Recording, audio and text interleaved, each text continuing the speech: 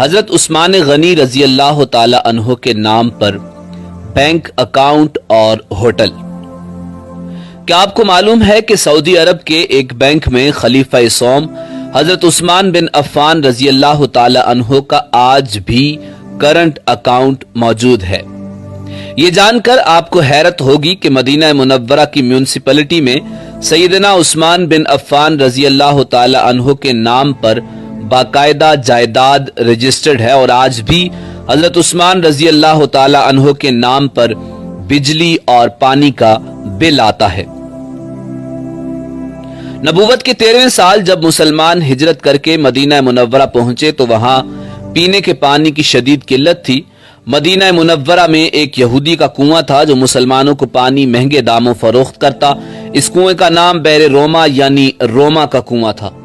وہاں ان حالات سے پریشان ہو کر مسلمانوں نے رسول کائنات صلی اللہ علیہ وسلم سے شکایت کی اور اپنی پریشانی سے آگاہ کیا تو اللہ کے نبی حضرت محمد مصطفیٰ صلی اللہ علیہ وسلم نے فرمایا، کون ہے جو یہ کنواں خریدے اور مسلمانوں کے لیے وقف کر دے؟ ایسا کرنے پر اللہ تعالیٰ اسے جنت میں چشمہ عطا کرے گا۔ حضرت عثمان بن عفان رضی اللہ تعالی عنہ اس یہودی کے پاس گئے اور کنواں خریدنے کی خواہش کا اظہار کیا۔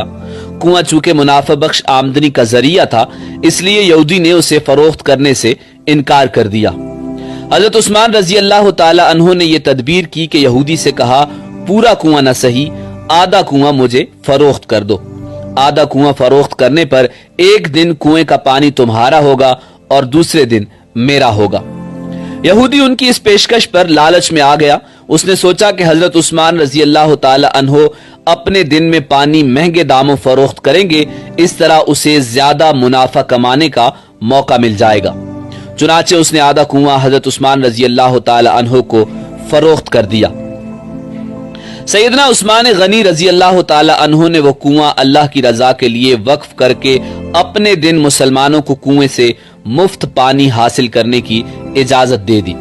لوگ حضرت عثمان غنی رضی اللہ تعالی عنہ کے دن مفت پانی حاصل کرتے اور اگلے دن کے لیے بھی ذخیرہ کر لیتے۔ یہودی کے دن کوئی بھی شخص پانی خریدنے نہیں آتا۔ یہودی نے دیکھا کہ اس کی تجارت ماند پڑ گئی ہے تو اس نے حضرت عثمان رضی اللہ تعالی عنہ سے باقی آدھا کنواں بھی خریدنے کی پیشکش کر دی۔ اس پر حضرت عثمان رضی اللہ تعالی عنہ راضی ہو گئے اور کم و بیش 35,000 درہم میں پورا کنواں خرید کر مسلمانوں کے لیے وقف کر دیا۔ اس دوران ایک مالدار آدمی نے حضرت عثمان رضی اللہ تعالی عنہ کو کنواں 2 گنا قیمت پر خریدنے کی پیشکش کی۔ حضرت عثمان رضی اللہ تعالی عنہ نے فرمایا کہ مجھے اس سے کہیں زیادہ کی پیشکش ہے۔ اس شخص نے کہا کہ میں 3 گنا دوں گا۔ حضرت عثمان رضی اللہ تعالی عنہ نے فرمایا کہ مجھے اس سے بھی کئی گنا زیادہ کی پیشکش ہے۔ اس آدمی نے کہا کہ اے عثمان میں تمہیں 4 گنا دوں گا۔ حضرت عثمان رضی اللہ تعالی عنہ نے فرمایا مجھے اس سے بھی کہیں زیادہ کی پیشکش ہے۔ اس طرح وہ شخص رقم بڑھاتا گیا اور جناب حضرت عثمان غنی رضی اللہ تعالی عنہ یہی جواب دیتے رہے، یہاں تک کہ اس آدمی نے کہا کہ آخر ایسا کون ہے جو آپ کو 10 گنا دینے کی پیشکش کر رہا ہے؟ تو اس پر سیدنا عثمان رضی اللہ تعالی عنہ نے فرمایا کہ میرا رب مجھے ایک نیکی پر 10 گنا اجر دینے کی پیشکش کرتا ہے۔ وقت گزرتا گیا اور یہ کنواں مسلمانوں کو سیراب کرتا رہا، یہاں تک کہ عثمان غنی رضی اللہ تعالی عنہ کے دور خلافت میں اس کنویں کے ارد گرد کھجوروں کا باغ بن گیا اور اسی دور میں ہی اس باغ کی دیکھ بھال بھی شروع ہو گئی۔